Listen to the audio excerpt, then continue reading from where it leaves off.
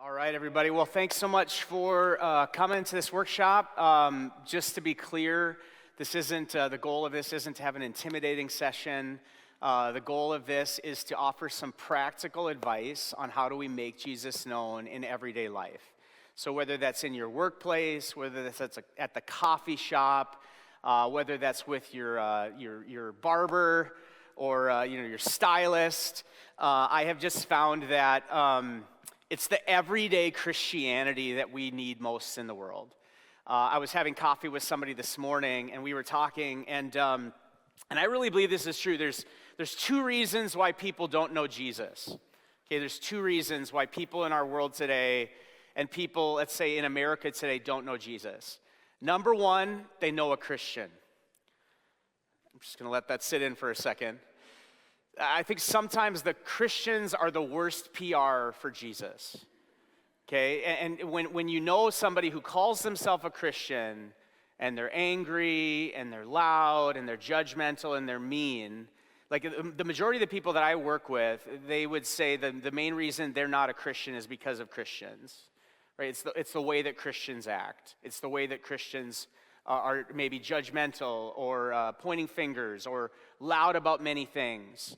Right, and I would say the second reason that people don't know Jesus is they don't know a Christian, right? And when I say that, it's like they don't know somebody who is loving Jesus and pointing to Jesus in their life, right? So the goal of this, and I know the title in the track was called Make Jesus Known. I'm kind of rebranding this, the normal Christian life, the normal Christian life.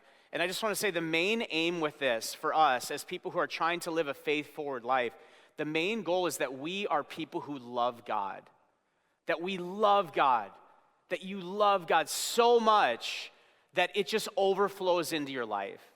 And that's the simplicity of faith, is that like God doesn't ask us to do these 55 things.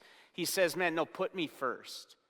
If you put me first and you abide in this vine, if you delight in me, if you rejoice in me, if you enjoy this relationship, it will overflow into every area of your life. And I would say this is true in so many things. You know, when I was in high school at Oak Grove, I've been an evangelist since I was a kid. Now, I'm an evangelist in that biblically the Bible says there's some that God calls to share the gospel, right? That's like a calling from God, that there are some called to be evangelists. Okay, but I would say I'm also an evangelist for everything that I'm passionate about. And I would say that's some of you in this room. You're an evangelist for many things, whether it's Microsoft, whether it's Starbucks coffee, right? Whether it's Davies high school golf program, right? Some of the things we wish you weren't an evangelist about because it's annoying, right? But I mean, I just would say we all have to choose, but there's not a single person on earth that isn't an evangelist for something. Right, Warren Ackley is here. He's an evangelist for Vinyl Taco, right, and many things, right? I mean, I just think we are loud for many things. The question is, are we loud for the most important thing? And then the question is, why not?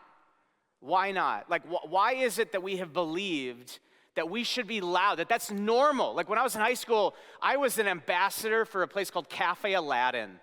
Cafe Aladdin was a Greek and Middle Eastern spot over by Merit Care, which is now Sanford.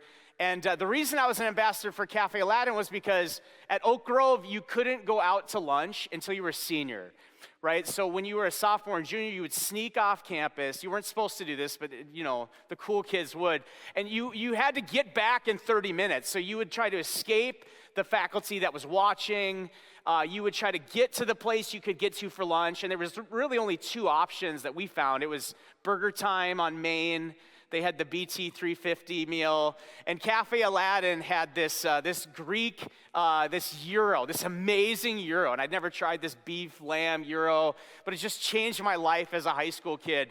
And we used to joke about it, like, man, you got to go to Aladdin's, you got to go to Aladdin's, and in fact, being Oak Grove kids, you kind of grow up with this like religion, faith, but humor, and the beef and lamb gyro. The price of the beef and lamb gyro at Aladdin's was $6.66 with tax, and so we used to call it affectionately the Beast, and And we would come back from Aladdin's like smelling because Aladdin's didn't have good ventilation.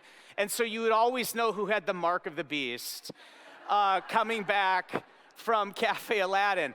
But I'm just saying, like, in our life, there are so many things, right? I went to the Chiefs game this week. I got to go to Monday Night Football in Kansas City and spent Monday actually hanging out with North Dakota hero Carson Wentz, right? So doing an interview with Carson Wentz, talking about his faith, and we're doing a Christmas broadcast this Christmas that's going to go across North Dakota on television and social media. And again, just trying to engage people where they are, right? We know Christmas and Easter are the big times where people are open and talking about God. We know that it's hard for people to go to a church. So like, how do we meet people where they are, right? So I'm just talking to Carson. We're going to do music, these different components. But on Monday night, I'm there with my son and one of his buddies at the Chiefs game. And I just turned to the boys and I said, guys, look at this. This is worship. Just look at all these people. Everybody in the same outfit. Everybody yelling the same thing. Young people, old people, black people, white people, rich people, poor people, all cheering in the same direction. And I said, imagine if church was like this. Just imagine if church was like, why is it normal for Chiefs fans to be rabidly obnoxious, but Christians are supposed to be quiet? And we're supposed to not talk about it. And I would just propose that reason has nothing to do with the Bible. Like our reason for not being vocal about our faith has nothing to do with the Bible and everything to do with what the world has told us about our faith.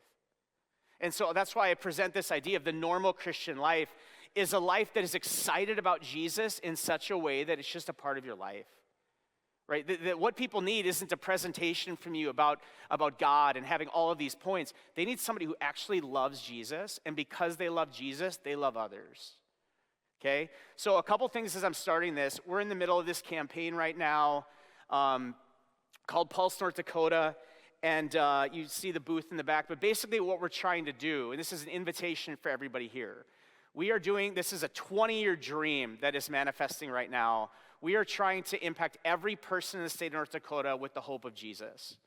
And so we're trying to reach people. And what does that mean? That means we're targeting every nursing home in the state of North Dakota, every school in the state of North Dakota, every university in the state of North Dakota, every reservation in the state of North Dakota, every jail and juvenile center, every county fair, every Red River Valley Fair, every place humans gather, we think Jesus should be there. Right? And you know how we get Jesus there is by activating the people who know Jesus and get them to actually start loving their neighbor as they love themselves and making a difference for the gospel. So there's going to be big events and small events. We have the Fargo Dome booked on May 10th. We have the state capitol lawn booked next Labor Day weekend. But the most exciting thing isn't these big events, which are going to be cool. Like, we're going to do our best to make them cool because I think Christianity should be fun, exciting. There should be some good news that we share. But, I mean, the best part of it is, like, we're going everywhere. Any small town, any small gathering, anything that wants something, we're going to do it. So any town that wants something. So we have 300, 400 young men and women that are called and gifted, and we're just turning them loose on the state of North Dakota. And so it's going to be tiny things and big things, but it's just harvest time in North Dakota. So I believe that the time is now. We can complain, right? We can complain, we can be discouraged about all of the negatives in the world, but I just want to say, like, when it's darkest, and I just want to put this out there, there's never been a better time to be in the light business than today. There has never been a better time to be in the light business than right now. Like, the thing we need to do is not to criticize and confront the darkness. The thing we need to do is to turn a light on. Because light shines in the dark, and light draws people to something different. And if we're looking at an example of this, and there's another campaign I'll talk about, but I look at the character of Daniel in the Bible. And I think for a workplace conference, I think Daniel is one of my favorite biblical characters. And if you haven't studied the book of Daniel, it's fascinating. But Daniel is this man set apart by God, living in a godless culture. And what Daniel is known for, he is never known for like standing on the street corner and putting on an epic event. Like, what Daniel is actually known for is he is a hard worker, and he stands out because of his integrity and his faithfulness, and because this man loves God. And every time Daniel has a massive impact, it's because they see that he's different. He's different because he's a lover of God. While everybody else is doing everything crooked, Daniel is not. While everybody else is bowing down, Daniel is not. Daniel is set apart. He loves God. It says Daniel resolved not to defile himself. Right? So there's something about a faithful life. And in my Bible, in Daniel chapter 6, I just have this at the top of my Bible. I said, a faithful life speaks louder. And so I just want to say the loudest witness you can have to make Jesus known is by living as a man or woman of character and integrity who's anchored in the joy of Jesus and is unashamed that Jesus is the most important thing in your life. And I want to say this, if I'm your friend and you call me your friend, right, and I never thought I was going to be in ministry. I went to high school. I would always be buying and selling things, and I studied international business, and then I was the business administration program at NDSU, and I was trying to decide, do I take over my dad's business, or am I going to start, like me and my buddies were talking about buying up real estate when we were in college, and I just never thought I'd be doing ministry, right? So I can relate with way more of the business people in the room than I can with the ministry people in the room in terms of like thinking and how you think of scale and strategy and sales and marketing. But I would just say this, like, if you call me your friend and you have never talked to me about your faith, are you really my friend? Like, are you really, do you really care about me? You know, and I have this approach that I'll use with people that are close to me where I'll just say, hey, listen, I need to apologize to you. I need to apologize. And this is like when those people in your life that you've never talked to about God, you want to, I say, I need to apologize. They say, what do you need to apologize for? So listen, I have been so worried about my friendship with you that I've never talked to you about the most important thing in my life. And I don't know why it is. I think it's because I'm worried. I love you. I care about you. But I just need to know where you're at in your relationship with God. This has changed everything in my life. Jesus is the number one thing in my life. And for some reason, we've never talked about this. For some reason, and I know the world says it's weird, whatever, but the truth is I love you. I care about you. And I care about more about you than what you do for me. I care about just who you are. And I care about where you're at. And I just want to know. And that kind of introduction has changed so many of my relationships and just brought faith into the story. Okay, so two practical invitations to be a part of. One is Pulse, North Dakota. The other is a big campaign we're doing called Anthem. And the desire of Anthem is to equip people around the world to share the story. And I just want to say this. Every person in this room, if you've come to faith, you are a living, breathing miracle of God. Like if God has changed you, that's an amazing thing. And I think you and we need to come back to the joy of our salvation. We need to come back to the story of amazing grace. I once was lost, and now I'm found, right? Jesus met me, he changed me, he set me free. And so to equip and embolden people to be vocal about how God has changed their life, right? So these are both just, there's going to be tools, there's going to be opportunities, there's going to be resources. But I'm going to dive into this. I'm going to start with some practical examples. So this is my barber, Ahmed. I met my barber, Ahmed, about 10 years ago. I was going for a run in northeast Minneapolis, and I was trying to go to my barber shop that I went to, which was like this cool barber shop, you know, kind of a hipster vibe. And anyway, I got there and it was closed. And so I'm like, you know, what? It's first world suffering, right? When your like salon isn't open. And so I'm running home, and as I'm running home, I see the barber pole. And I turn into this barbershop, and it's a Middle Eastern barbershop and all Arabic on the walls, right? All Arabic, all Middle Eastern men. And I turn in, and the bell rings, and the 5 Middle Eastern guys turn towards me. And I'm like there, sweaty, you know, white North Dakota kid. And I'm like, thank you. And I left, and I ran away. You know? And it's like, well, why did you run away? And I said, the truth is, like, at that time, I had certain stereotypes of Middle Eastern men. At that time in my life, the show 24 was very popular. If you know the show 24, it was like all about the end of the world. It always had to do with some terrorist that mostly was a Middle Eastern man. And so like I'm running away from the barbershop, and I'm feeling in my heart like, hey, big shot evangelist, like, how's it going? Encouraging people to be bold in their faith, you know? And I turned around, and And I went back to the barbershop out of conviction, and I'm just being totally honest with you. Like, my mom is like the most overprotective prayer warrior on earth. Like, I think she missed her calling as like a CIA analyst for knowing everything that could go wrong in a situation. Because like when the barber pulled out the straight edge razor, I was like, this could be it. Like, I might be on YouTube, you know, I just was very like ignorant and whatever else. But this man, Ahmed, has become one of my closest friends in Minneapolis. He's not a Christian, he's still a Muslim, but he now calls me his brother, right? And we just engage on faith. And I jokingly would say he's trying to convert me to Islam, and I'm trying to convert him to Christianity, but we just love each other. We just love each other. And it's a relationship that has changed my life for the good. By confronting fear and engaging in relationship, it's one of the most exciting parts of my life, is loving my friend Ahmed. When the pandemic happened and everything shut down in Minnesota, I know the pandemic never hit North Dakota, but in Minnesota it was a big deal. And so when everything shut down and literally everything was closed, Ahmed was the first guy I called, and I said, Ahmed, like, how are you? How's your family? Are you okay? Do you guys need any support? Like, I know the shop isn't able to be open right now. And Ahmed said, Nick, I now know I'm not alone in America, but I have a brother here who cares about me. And I came back after when it was finally okay to like not, you know, to be with real humans again. And I jokingly say this, but in Minneapolis it was crazy. And I bought Ahmed a set of scissors with like a leather pack, and I brought it in, and Ahmed grabbed it, and he's like, Nick, this is the best gift anyone has ever given me. I will be buried with these scissors. And he meant it. And I was like, in my mind, I'm like, you're such a cheapskate. You should have bought him the nicer, you know, some Amazon special.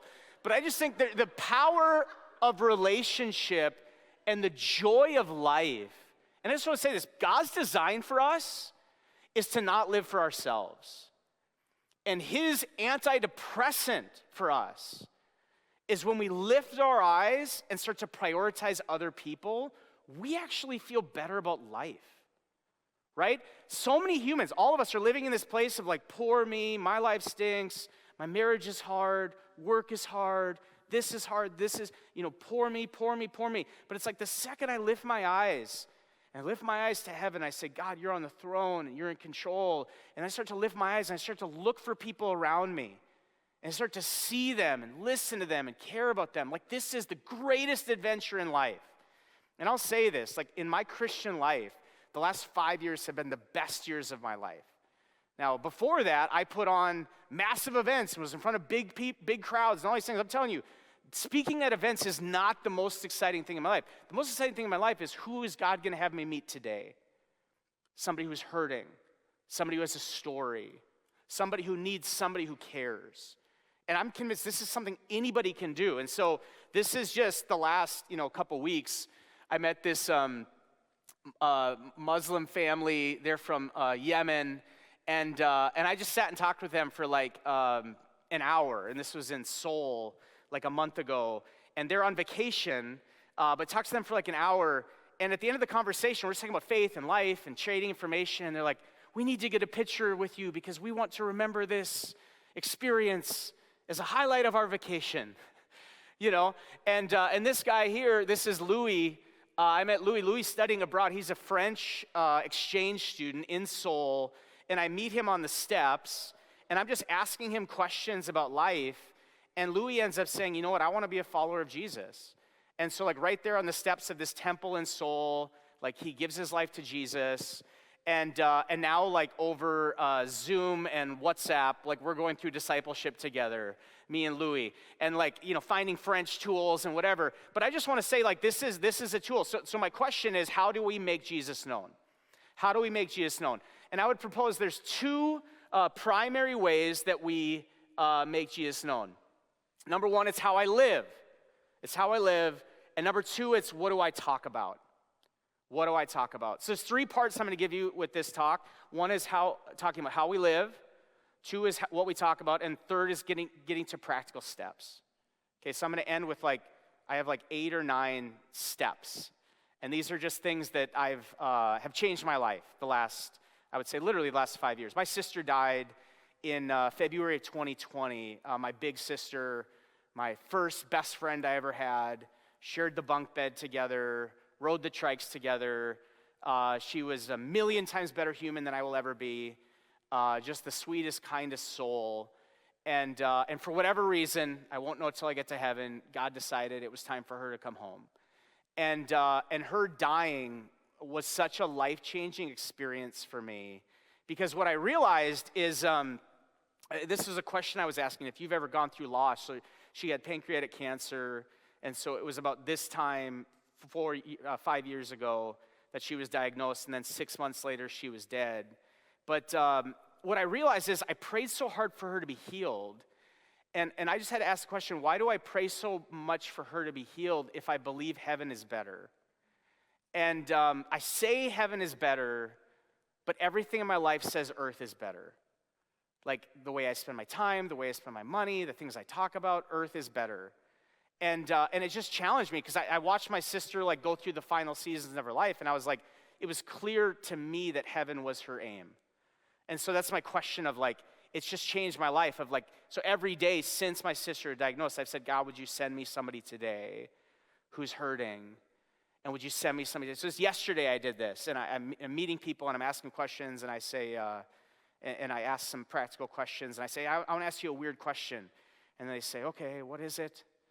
And I said, well, tell me why I asked this. I asked this because a couple years ago, I was so overwhelmed, and I was so depressed, and I was so sad. I felt so alone, and my sister was dying, and every day was the worst day of my life. And every day I just wished that somebody would look me in the eyes and ask me how I was doing, and nobody ever does. And I said, and my sister was this great person of faith. And so one of the things I do to honor her and remember her is every day I ask God to send me to people that I can check in on and ask if there's something I can pray for. And, I would say 50% of the people at this point get teary-eyed. Like even people who hate God. I've had people who like really don't believe in God, or rabid atheists. They're like, I don't believe in what you're saying, but please keep doing what you're doing because this is beautiful. And so I just think it's like, if we genuinely care, like people are drawn in. So how do I live? This is kind of like baseline. What are the things I'm living for? And this is just getting practical. Like, what do I spend my money on? How do I spend my free time? Do my values and work ethic preach a message? And I would say, like, your life preaches louder than your words ever will, right? Like, and I'm always encouraging, like, young preachers with this. Like, where you live preaches a message. The car you drive preaches a message. What you post preaches a message. What you prioritize, whether you like it or not, you're preaching. Everything in your life, right? So how I live is how I'm living, testifying to the reality that Jesus is Lord.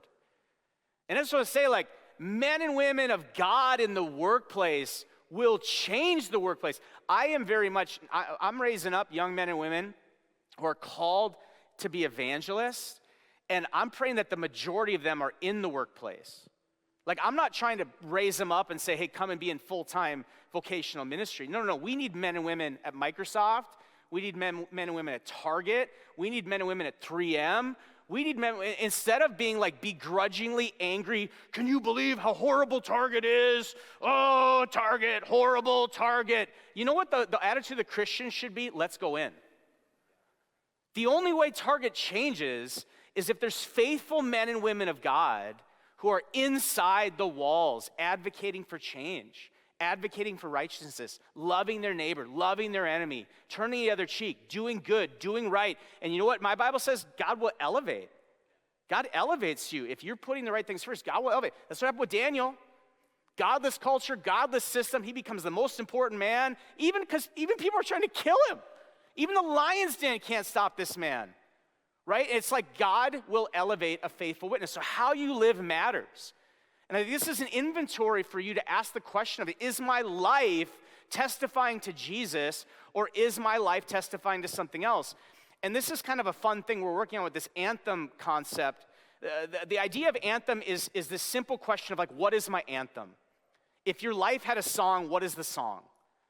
Right? If your life had a story, what is the story? And in this idea of anthem, we're trying to ask Christians and ask the world, what are you living for? And what is the anthem of your life? And one of the things we're working on is a technology solution that would allow people to take an anthem challenge.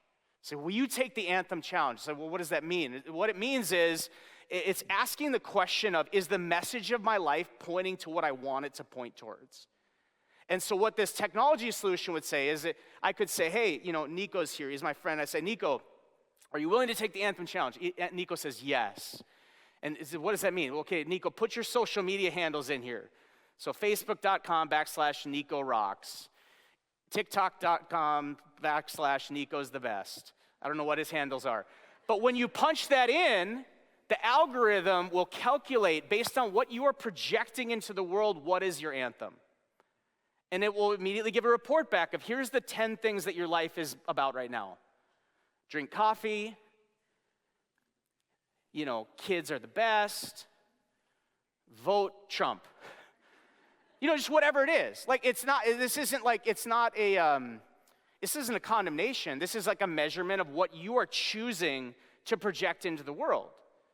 Right? And then the thing would say, is this what you want the message of your life to be? Right? And are we willing to take a challenge to move this anthem to be closer to what we want our message to be? Right? That how I'm living and what I'm communicating to the world, is it in line? So the second part is what I talk about. Is what I talk about.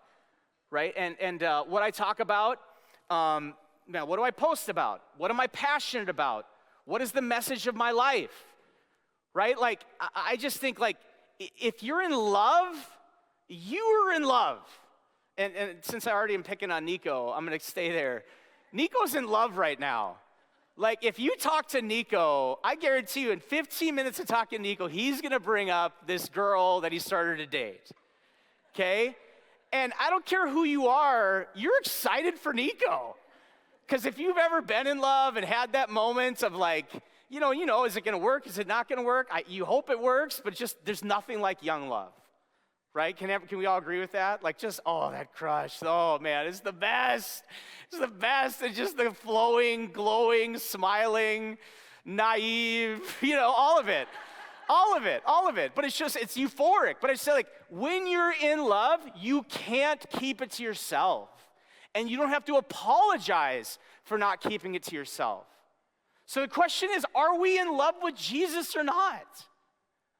Like, if I'm in love with Jesus, and again, that's where like all of this flows back to this main thing of like, delight in the Lord, love the Lord your God, seek first the kingdom of God, right? Like, what does Jesus say? Like, if you remain in me, if you abide in me, if you rest in me and my words remain in you, you will bear fruit. The goal isn't fruit, the goal is abiding. Like, if I'm connected to the vine, the fruit will come. And so there is a natural question there of like, if the fruit is rotten, what am I connected to? Because I'm just telling you, if you plug into Jesus, you're only going to get the good stuff. And it will impact the people that you work for and the people that you manage. It will impact the way your values are going, right? It will impact all of it because I believe God wants to bless men and women who are putting him first. And God wants to, and I want to tell you this, you are a magnet right now. If you're a man or woman of values, of compassion, of kindness, of love, never in my lifetime has that stood out more. Like, why is it that when everybody else is freaking out, you're always calm? What the heck are you drinking? Get me some. Is it at Bucks? Where can I get it? No, it's not on tap, but actually it's living water. But I'm just saying, like, never before has a faithful life been louder than it is right now. Because if the world is going crazy, the question is, are we going crazy too? Or are we the ones that are planted on the solid rock? Because I just believe this. And so here's some real life examples of this that I've experienced in the last few years. Number one example is from Target. There's men and women I know that work at Target, and it's not even like an undercover thing, it's a public thing. Like they've had a prayer group and a Bible study at Target that's been going on for like 20 years. And this prayer group has become a magnet for people always are wanting to join this group. Because you know why? These men and women are just good people, right? And I've heard from people who are a part of this group that managers even take note of who's in the group because they see that they're different. There's accountability there, there's community there, they're on mission there, they're meeting over Zoom sometimes, or they're meeting in person sometimes, but it's like once a week, 6 a.m., they're together. And they're together, they're praying for each other, they're encouraging each other, and then they're going into their departments trying to be a light. Now, some of these men and women have left Target, and some of them are senior pastors now in Minneapolis, which is crazy. You know who's fielding the senior pastors of the Church of Minnesota? Target. Yeah, so that explains everything. No, but I'm just saying it's like faithful men and women of God that are doing the right things stand out. Second example is my friend Wilson, and Howard Dahl knows Wilson. Wilson was the first ever black shoe designer at Nike. Okay, if you think of Nike, Nike is this incredible company which some people hate, but you can't not love their shoes because they're just the best. And they're the coolest. They just are. Whether you like it or not, they just are. And Wilson has been at Nike for going on 40 years. And you could say if people hate Nike, they're like, oh, see, he's evil. He must be evil. No, but Wilson has been faithfully loving Jesus, faithfully doing good work, faithfully being a friend, faithfully showing up at Nike. And at Nike, they have a Bible study and a prayer group that's been going on for 20 plus years. 20 plus years, men and women at Nike, just contending for God's kingdom at Nike. Praying for their supervisors, praying for their coworkers, praying for innovation, praying for favor, praying for their families that are sick, praying for their coworkers that need Jesus. I mean, it's crazy. The stories, like Wilson's like, I was in this meeting, and LeBron was there, and MJ was there, and Tiger, I mean, it was like, what? But it's just like God elevating people who love him into rooms of power. Why? Because they love Jesus, and they're committed to excellence. Wilson, after 30 plus years at Nike, in 2022, Nike said, for the first time in our history of Nike, we're going to name a shoe after the designer. It's never happened before. Their shoe is named after the athlete. In 2022, they released a shoe that Wilson had designed, and they called it Welcome to Wilsonville. Okay, and I'm like my kid, I have a 12-year-old son, he's what's called a sneakerhead, and sneakerheads, they're all about sneakers, and I got so many stories of sneakers and shoes and crease protectors and all sorts of things that are important in the sneaker game. But in all the sneaker news in 2022, this shoe was like in the front page of sneaker culture. Nike releases Air More Up-Tempo, Welcome to Wilsonville, tribute to first black designer at Nike. And oh, by the way, Wilson has a design department at University of Oregon named after him. He has a design department at one of the HBCU colleges. I mean, he's like a legend in the design space. And they say, Wilson, to tribute you being this designer at Nike, we're gonna let you put a quote in the shoe and in the shoebox. What do you want it to be? He says, I want it to be this Bible verse. In humility, consider others better than yourself. Nike's like, we'll do it. So this is 2 years ago. Nike's putting Bible verses in their shoes. Why? Because a faithful witness speaks louder. Now, Wilson's not up and the CEO and confronting, this is a wicked corporation. No, that's not a way to keep the job at Nike. You don't do that. But like you love your neighbor. You show up. And you're a person that is a change. This is a friend of mine in Bismarck, North Dakota. Troy Nelson, Edward Jones. Troy is the #1 Edward Jones agent in America. So his book is over $1 billion that he represents. Troy is unashamed of the gospel. Like when he's meeting people in his office doing their financial planning, he's asking them about where their treasure is. He's like, I have the best job on earth. I'm talking to people about treasure. Where's your treasure? Where's your treasure? Where's your treasure? It looks like your treasure's here. It looks like your treasure's here. Are you happy? Are you happy? He's like, I just see everything I do. Troy has a men's group that meets. It's like all of the young, ambitious men in Bismarck that want to be in Troy's group because they think they'll get a job. But like Troy's just trying to point him to Jesus and point him to vulnerability. Troy is like, he's a big softie. He will be crying and talking about like the worst thing he's ever done. And you're like, oh my gosh, I've never experienced a man do this. This is awkward. But Troy is just a light. Troy has become a partner in Edward Jones. And Troy goes to their national conferences and gets to give talks on how to live a life of impact. And in his talks, in front of thousands of representatives from Edward Jones, he talks about principles, and then he talks about Jesus. And he says, none of this would happen without how Jesus has changed my life. And he gives away books, like a Henry Cloud book or something like this. He gives a book. Everybody who wants one, I have 500 books here today. So these are just examples. This last one, this is the Riggs cat dealership in Arkansas.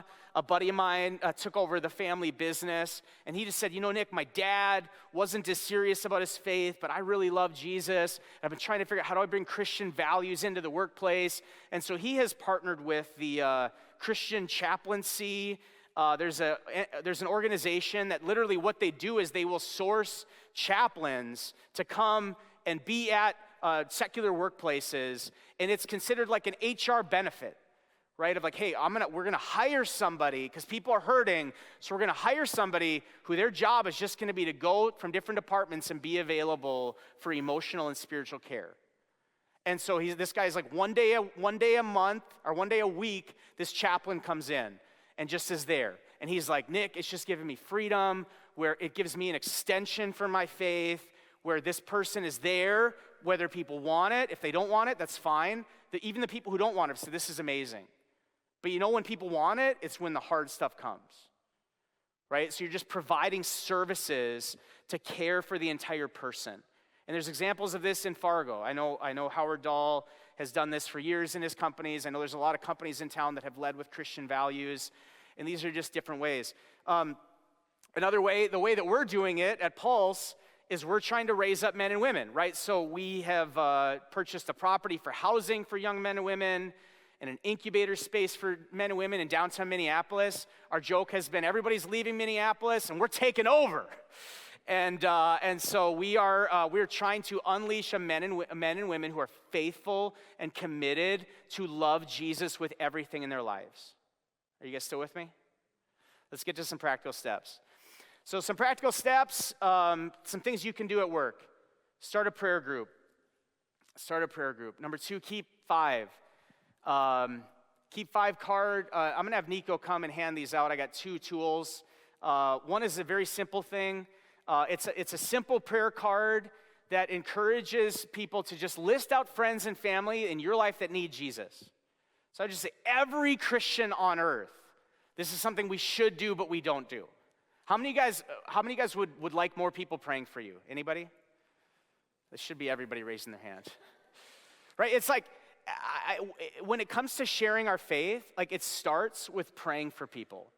If you pray for people and you pray for opportunities, God delights to give you opportunities, right? You don't have to go out and say, today I'm going to lead all of Fargo-Moorhead to Jesus. Today I'm going to go to work and I'm going to lead revival at Microsoft. That's not a realistic goal.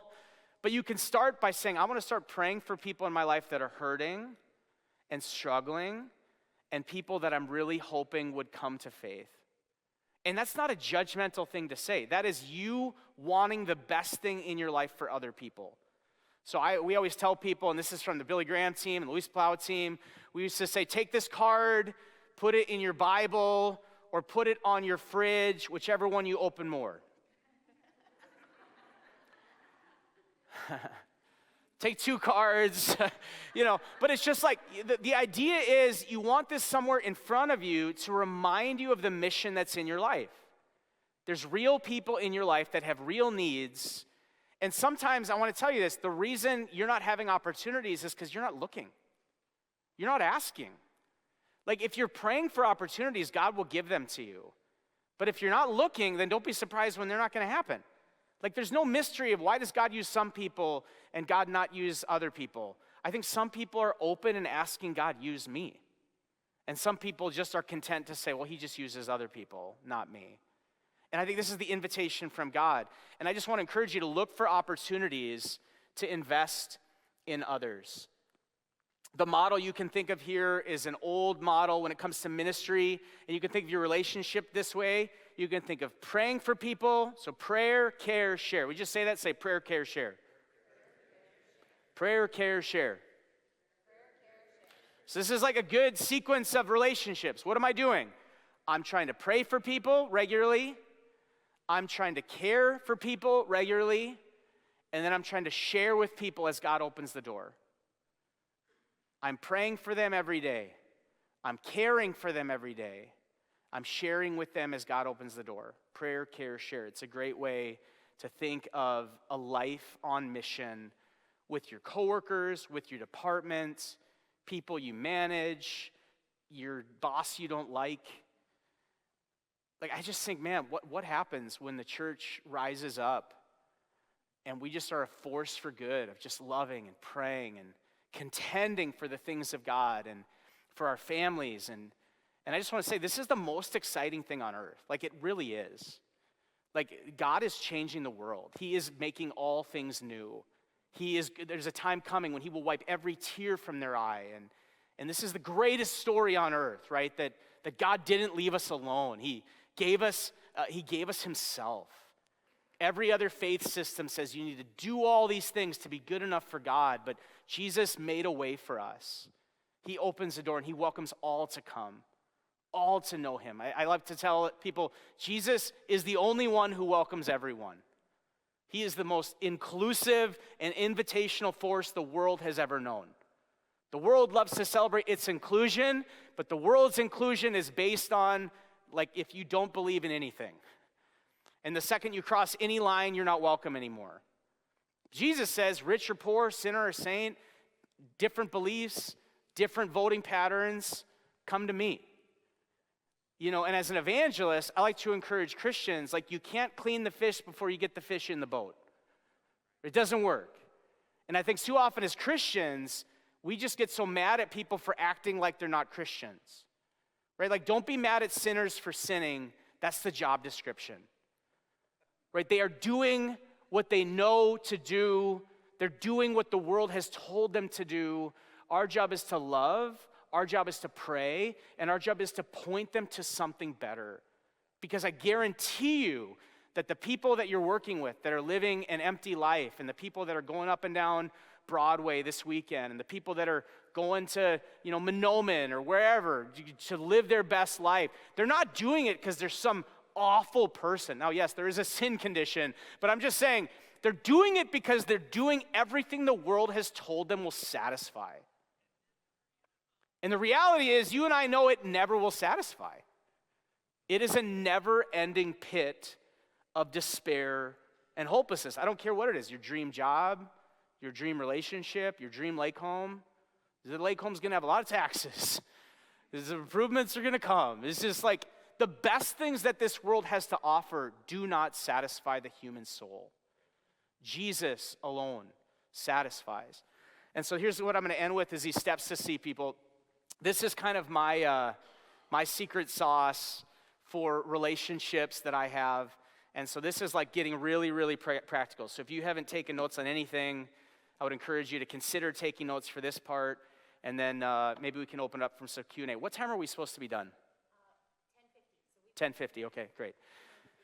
Yeah, so we'll have some time for Q&A. Okay, so these are simple steps. I think it's 8, but forgive me if I'm wrong. Okay, step number 1, simple, ask God. Ask God, okay? This is so simple. Every day, if you're willing to take this challenge of being a normal Christian, and this isn't radical Christianity, this is biblical Christianity.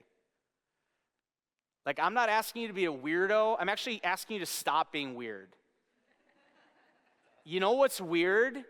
Is saying Jesus is your Lord and never talking about it. That is so weird. Like, I am praying for the day when we will look back and say, man, do you remember when we were weird? Do you remember when we had the best thing on earth and we wouldn't talk about it? How awkward was that? Thank God we're not there anymore. Like, that is weird, right? So we're saying, God, we want to be normal. We want to be men and women who have encountered you and are willing then to be your hands and feet. So ask God, God, send me to people. Send me to people. Send me to people. And again, these steps, everybody in this room, everybody in the church can follow these steps. This isn't for super Christians and super preachers. This is for anybody who has eyes and ears and anybody who is willing to be a person who cares.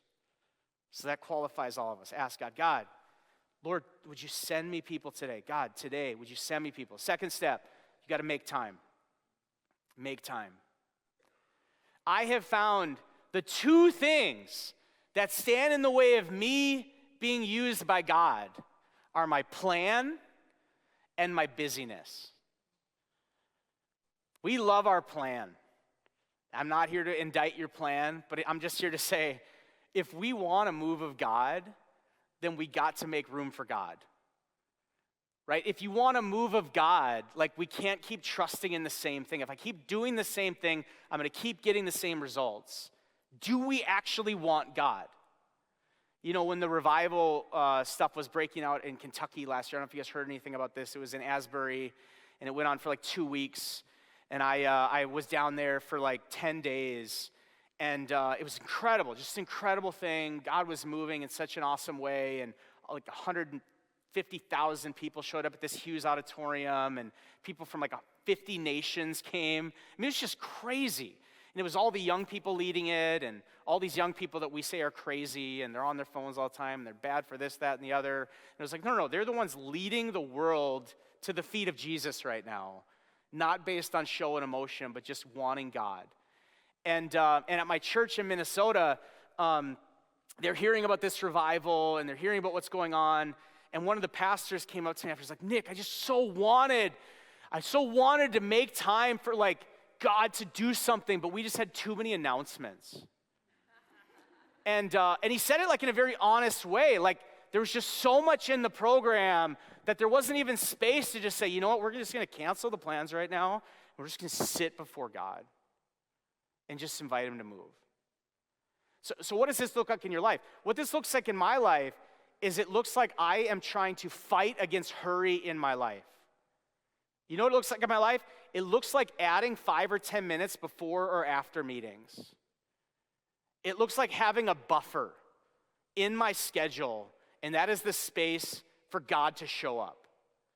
That's the space, and you know what? If God does nothing in my relationships, that's the time for me to actually breathe and remember I'm a human and remember that God cares about me and I don't have to be in a sprint nonstop, but that it's okay for me to just chill out.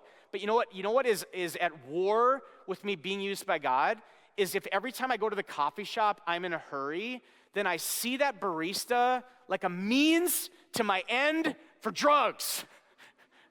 You know, give me my coffee. You know, and I'm crabby at them, and I'm short with them, and I don't see them.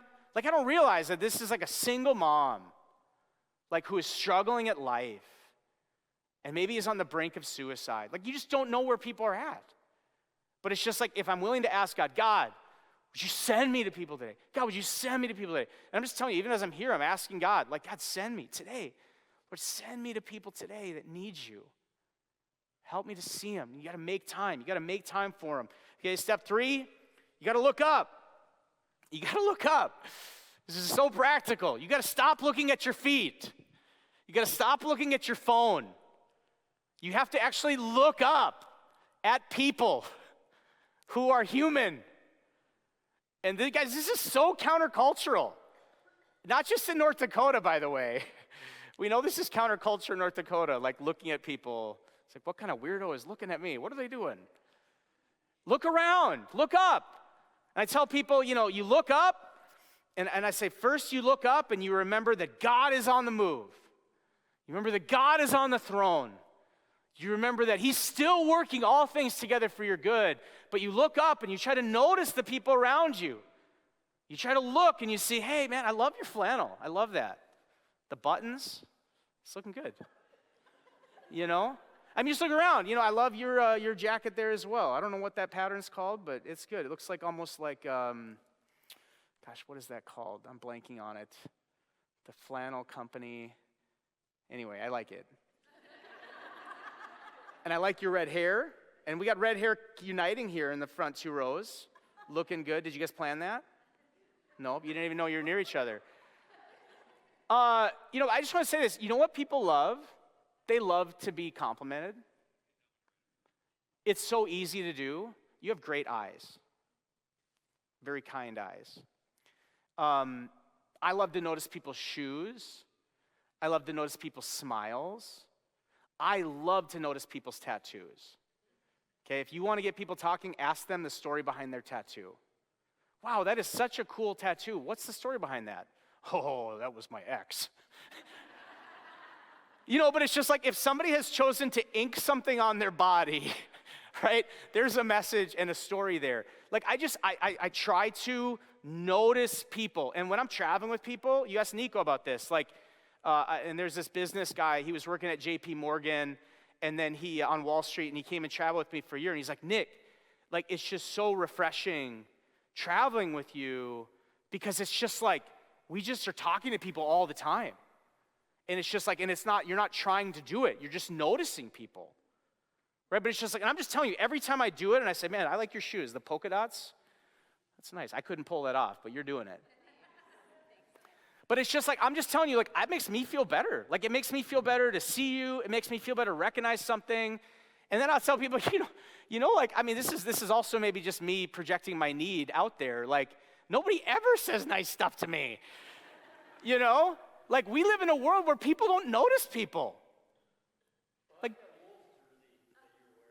Thank you. Appreciate that. The Garnett one? Yeah, that is a good one. I just think it's we are starved to be seen. I believe this, that we are living in a famine of people being seen and heard. A famine of people being seen and heard. Everybody is shouting, nobody is listening. And social media is just this echo chamber of yelling and finding other yelling people who yell what you're yelling. And then a few comments that hate what you're yelling about. And it's just looking up, looking around. Okay, so next step, simple, seek out conversation. Whenever possible, check in on people. You never know what they're going through. My favorite, when people ask, Nick, how do you share your faith? What do? You know what I do? I go up to people and say, hey, how are you? That's it. They're like, well, what else? I'm just, no, that's it. That's it. I'm not going up to people, do you know you're going to hell? No, I don't do that. I go up to people and say, hey, how's it going? And then obviously everybody says, fine. Fine. And then I look them in the eyes and I say, it's the power of the second question. No, how are you really? I actually care. I actually care. And I'd be like, man, you know what? Life sucks. My boss is horrible. Hate my job. It's just now we're going somewhere. Right now I'm kind of getting into it. And even if I'm at a restaurant, I love to just say, hey, how's it going? What's your name? And I'm working on this person, and not working on this person, I'm caring for this person the entire time that I'm in the restaurant. And early on I say, hey, I just want you to know, Michelle, I am not going to be a needy customer. We're going to give you a great tip. You're doing a great job. And we just want to be the table that encourages you today. And man, I'm just telling you, everything changes. The whole dynamic changes. The table changes. The mood changes. The excitement changes. It's exciting to see God impact lives. But you're seeking out conversation. You're checking in. You're asking what they're going through. You're asking how they're doing. During the pandemic, when I was doing this, 70% of people just start crying. Just having somebody look them in the eyes and say, how's it going? There's been times, even a couple weeks ago, I was at McDonald's with my kids, which, everybody who doesn't have kids will judge me for being at McDonald's. Everybody with kids understands. It's hard. It's just a tough deal. Those chicken nuggets, they're just. But I'm at the drive-thru at McDonald's, and I'm just talking to the person at the thing. How's it going? What's going on?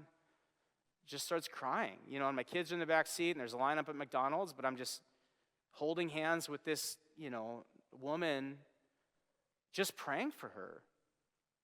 And it's just to me, this is just normal life. Normal life should be seeing people and dignifying their pain and caring about them. So we're seeking out conversation. We're asking questions. Okay, we're being curious. The good thing here is you don't have to be a good talker. This is way more about listening than it is about talking. I like to tell people, evangelism is way more about listening than it is about talking. This is not what most people have been taught. Now, I do think there's something to be said about learning some principles of sharing the gospel. That's super important. But the only way you get to the principles of the gospel is if you've actually taken the time to get to know and care about this person, where now they care. And the most powerful thing you have to share is the story of how God has impacted your life.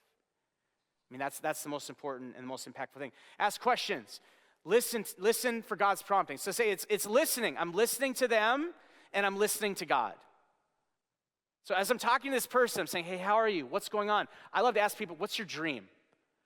Like young servers, baristas, bartenders, whatever. It's like, hey, what's your dream? Like most of their dream isn't to be doing what they're doing there. Very few people are like, I'm living the dream.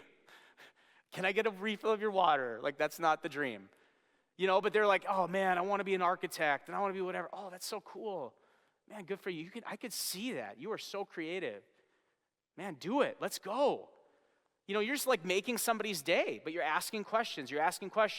Wherever possible, you share your story. And like I said, and I think this is where touching on something that's vulnerable, but just saying, I said this to you before. I said, there's a reason I asked this question, and it's because, for me, I've been a server. How many of you guys have worked at a restaurant before? Okay, if you worked at a restaurant before, you can relate with these people. Like, I worked at the mall. I worked at, it used to be called Structure. Now it's Men's Express. It's a horrible job for a teenage boy. I didn't bring home any paycheck. Just looked great.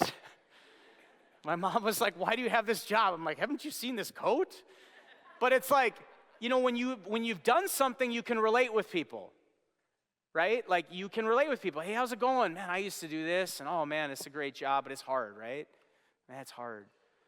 Can I tell you, man, I used to be chasing down all this stuff, and I used to think my life, and I've been through some really hard seasons, but man, I've experienced hope. I've experienced joy. And I know it might sound weird to say, but Jesus has changed my life. And this is like, he can change anyone. I'll even say people, I'd say this often to servers. I say, can I tell you something that's kind of weird? And like, yeah. And I'm like, well, I'm really spiritual.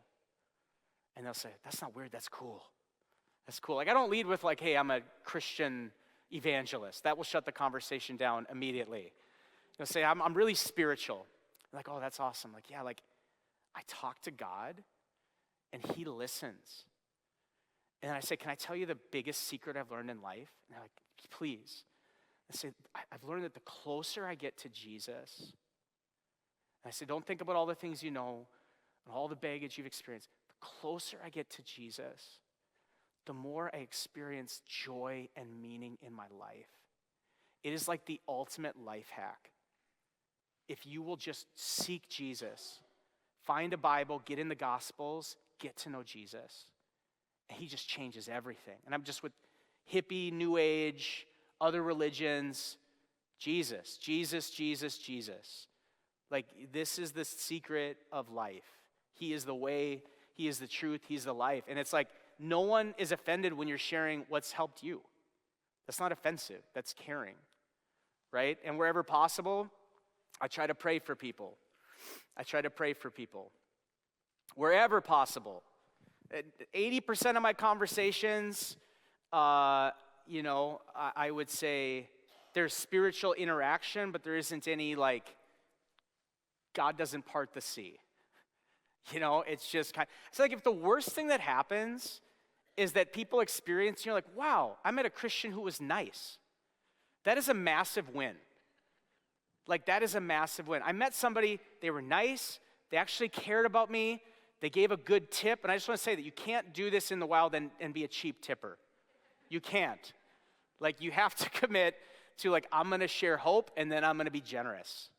Because God cares about their emotions, and he cares about their physical needs as well.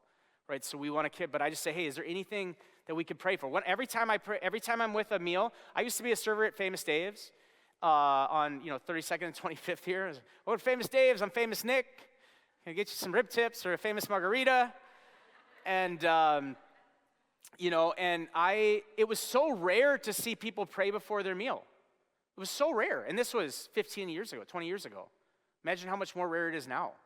I would go to every table I would see pray, and I would say, thank you so much for praying.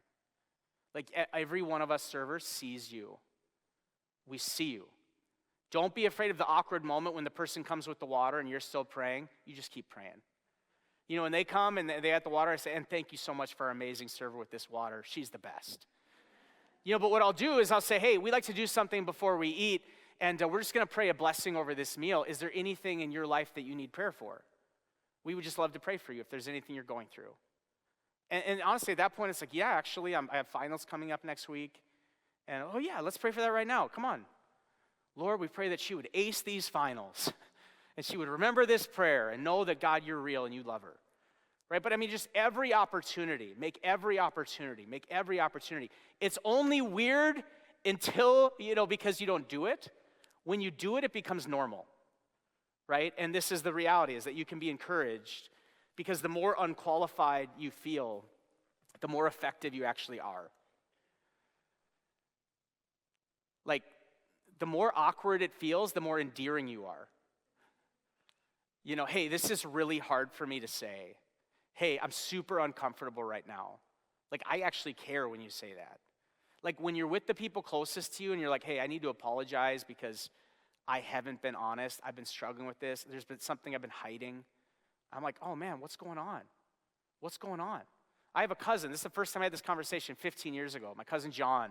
And I hung out with him, and I've been all geared up. I need to talk to him about God, and John's brother had died, and I'm worried about John, and what's his life like, and where's he at? And I go hang out with him, and I finish the whole thing. I never talk about anything. We just talk about the Vikings and the Timberwolves and, I don't know, 𝐋𝐢𝐯𝐲𝐬𝐶. It's just like all the things that didn't have to do with Jesus.